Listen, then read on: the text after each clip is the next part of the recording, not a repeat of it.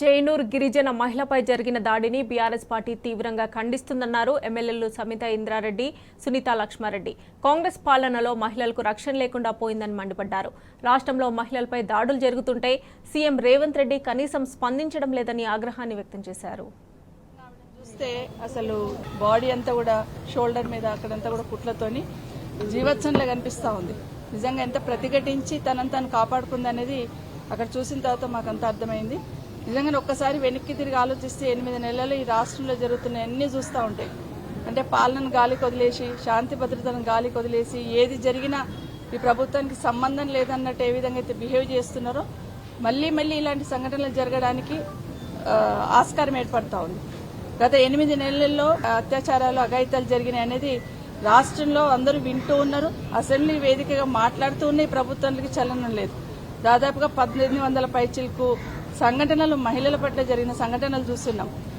హైదరాబాద్ చుట్టుపక్కల గాని, నాగర్ కర్నూల్లో గిరిజన మహిళ మీద జరిగిన సంఘటన కానివ్వండి, మొన్న షాద్నగర్ లో జరిగిన సంఘటన కానివ్వండి, మహిళలంటే ఒక చులకన భావంతో ఈ పాలన జరుగుతున్నట్టు కనిపిస్తా ఉంది. మహిళల పట్ల అగత్యాలు జరుగుతా ఉన్నా, అత్యాచారాలు జరుగుతా ఉన్నా స్పందించడానికి ఈ రాష్ట్ర ముఖ్యమంత్రి గారికి కనీసం తీరిక కూడా లేని పరిస్థితి చూస్తా ఉన్నాం. ఏ మూల చూసినా ఏదో ఒక సంఘటన జరుగుతుంది. ముఖ్యమంత్రి గారు ఇప్పటికైనా మీరు కళ్ళు తెరిచి రివ్యూ చేసి ఇలాంటి సంఘటనలు పునరావృతం కాకుండా నిర్ణయం తీసుకోవాలని డిమాండ్ చేస్తా ఉన్నాం. జైనూర్ ఆదివాసీ మహిళ పైన జరిగినటువంటి దాడి, మరి ముఖమంతా గాయాలతో, బాడీ అంతా కూడా గాయాలతో, మరి పరిస్థితి చాలా దయనీయంగా ఉంది. ఆమెకు మంచి వైద్యాన్ని అందించాలని చెప్పేసి మేము డిమాండ్ చేస్తా ఉన్నాం.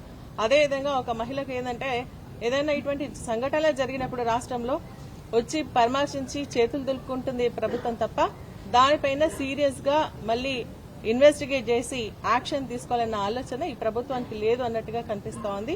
ఈ 9 నెలల్లో మహిళల పైన అనేక దాడులు, అత్యాచారాలు, అఘాత్యాలు జరిగినా కూడా సీరియస్ యాక్షన్ అనేది మరి ప్రభుత్వం ఎంతవరకు ఒక్కటి కూడా చేసినటువంటి సంఘటనలు కనిపిస్తలేవు. ఇప్పుడు కూడా మేము డిమాండ్ చేస్తా ఉన్నాం.